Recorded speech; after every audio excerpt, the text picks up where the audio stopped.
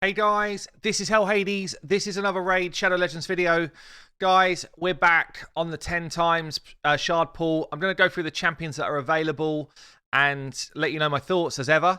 So what does it mean when there's a 10-time chance to pull someone?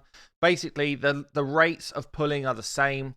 But if you pull an epic or a legendary in either of these fields, basically there's 10 more of them in the pool. So you've got a higher chance that you're going to grab that champion. I just want to clear up a couple of things as well. Yesterday's video, me and Deadwood taking over Raid. It wasn't serious, guys. It wasn't serious. I can't believe I have to say it. If you actually watch the video, I can't believe people that actually watched the video felt like it was serious.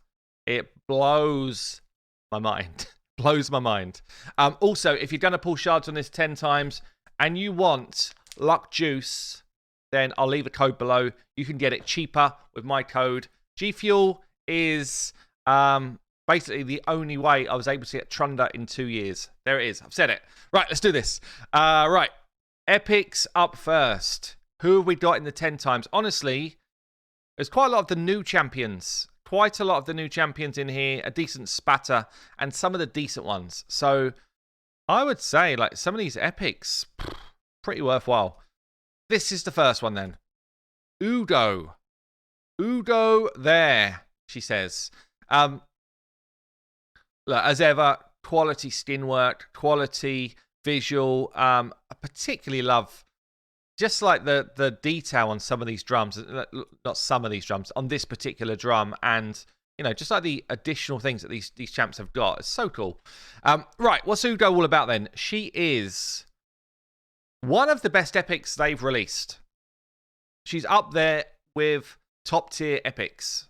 Why is that? She has got AoE, 100% chance to land, decreased defense.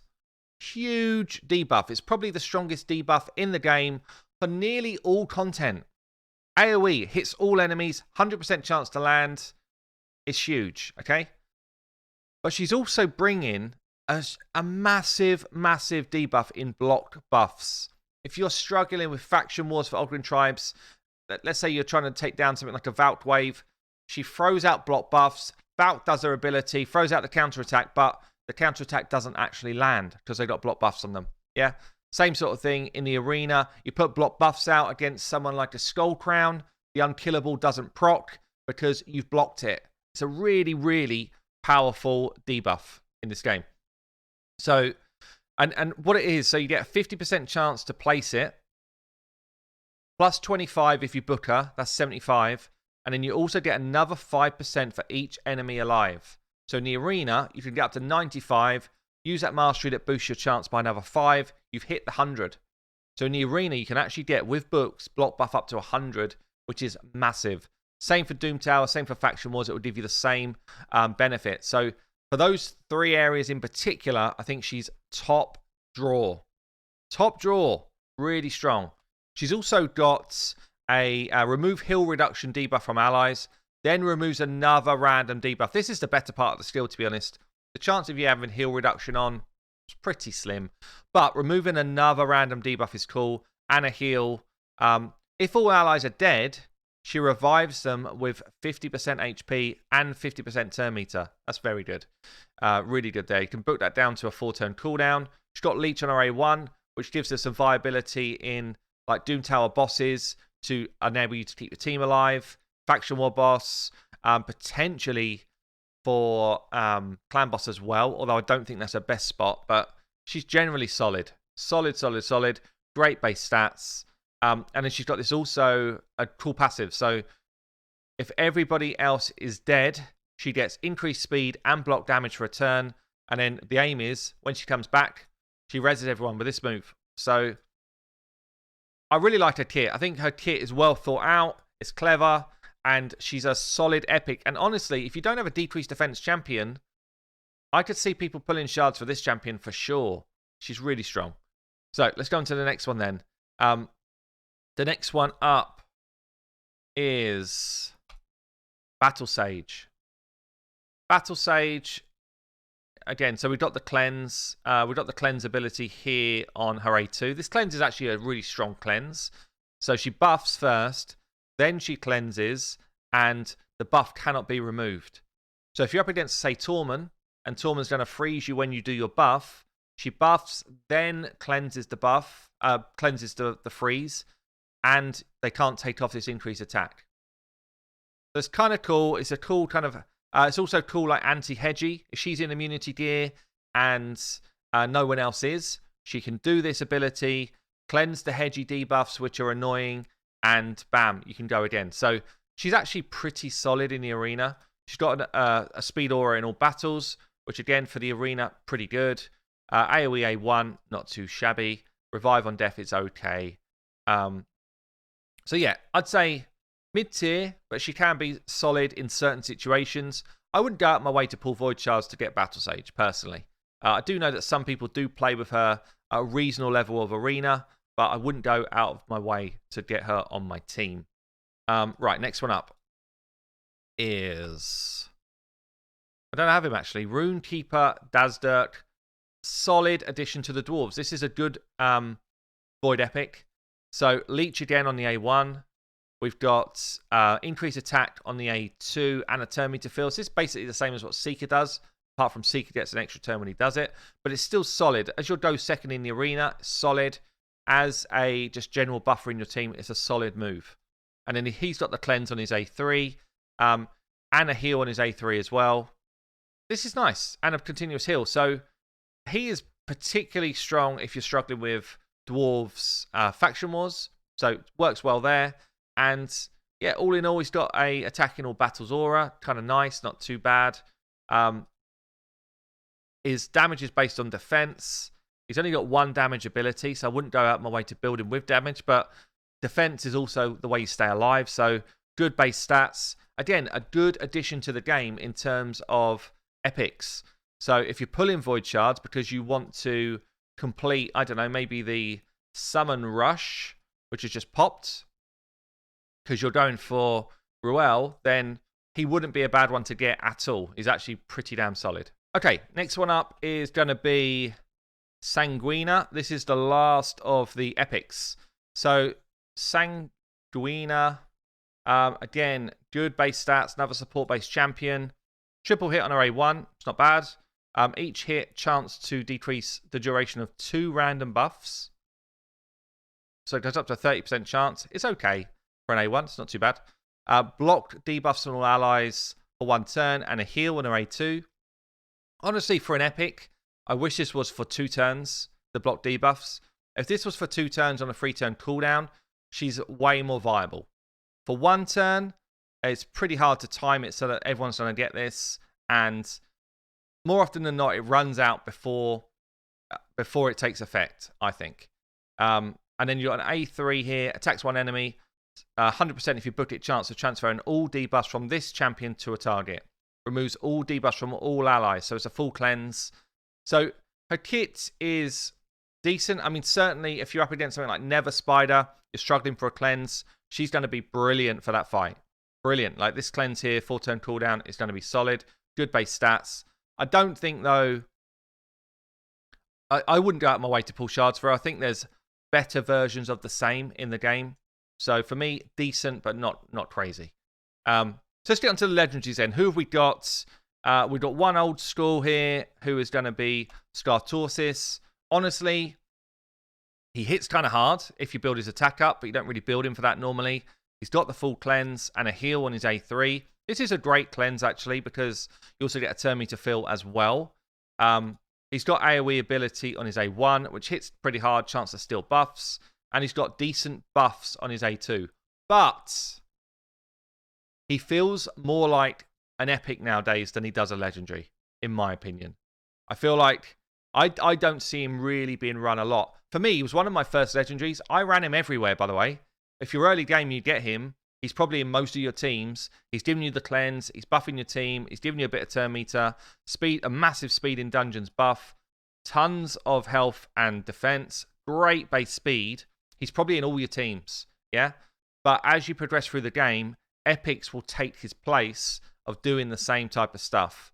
If anything, I feel like he just needs something else now added to his kit. Maybe even if it was something like, and gains an extra turn here, or and puts block debuffs on here. It feels like at the moment, he's just a little bit lackluster in the legendary world based on the great new epics they've added to the game and based on most legendaries now taking an extra tier up. So, a bit old school, and I feel like he probably needs a little bit of work. I wouldn't pull shards for him anymore. No way. Next one up, I feel like it's interesting they've put her in a ×10, honestly. She is a great champion. Great champion. If you've got Astralon already, the pairing of Astralon and Countess Lix is kind of verging on busted. I did do a video on them together. Honestly, they were insane. Really strong together. She's got a weaken. She's got this AoE triple hit. 100% if booked, chance to place decreased speed. 100% chance if booked for each hit to drop turn meter for an AoE. It's massive skill, this one. A2, 4-turn cooldown. She's got AoE, 100% chance if booked to put blocked active skills. That basically means everyone's coming at you with their A1s. This is a massive skill as well. Also decreases the cooldown of any ally skills by a turn. It's huge. This A3 is massive. She's got this passive that she pairs up with Astralon, and another passive, this is cool as well, fills this champion's turn meter by 5% each time any ally receives a debuff. So if you get smacked in the arena and someone throws debuffs on you, she jumps turn meter so that she can come back in and stop other people using their main skills. Very cool kit. I really like the way they've done her kit. I think, like, again, use their brain to do something interesting and something worthwhile with a legendary champion. She's a true legendary champion. She hits hard on this. She hits pretty hard on this as well. The reason why I thought it's a bit weird that they've done it is because not that long ago, they put her out as a champion where people could basically just blow 150 ancient shards and then you get her. So, yeah, I'm surprised that she's come around this quick already in a ×10. But she is a great champion. So, if you're pulling shards and you get her, congrats. She's going to serve you right through the game. Really cool champ. So, hack on Smash Lord then. Again, he's got the full cleanse on his A2. It gives a decent heal with this as well. And he does a block debuffs with this. So, this is a strong A2. Certainly for content. We've got a lot of content in a minute, which is throwing out debuffs on us. So, especially something like Nether Spider, he comes in big.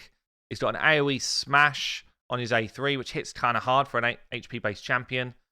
I feel like he needs a bit more HP, honestly. I feel like if he had more like 28k, because this does hit hard, but HP champions don't have a chance to like enhance their damage.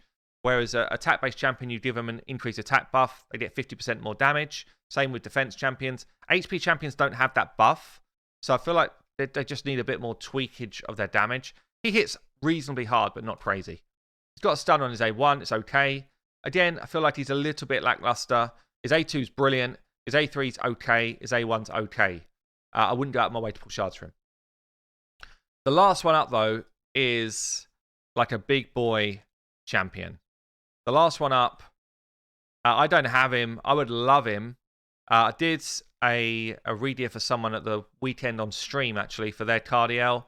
He's just so versatile. His kit is amazing. His base stats are insane. Awesome aura as well. Speed in all battles. Firstly, I mean, let's just all agree. He's one of, if not the best, like, visual champion in the game. Whoever did this one deserves the raise. Deserves the promotion. He looks insanely cool. He looks cool. And his animations in-game are very cool as well. So he's got a single target hit here with a true fear on it.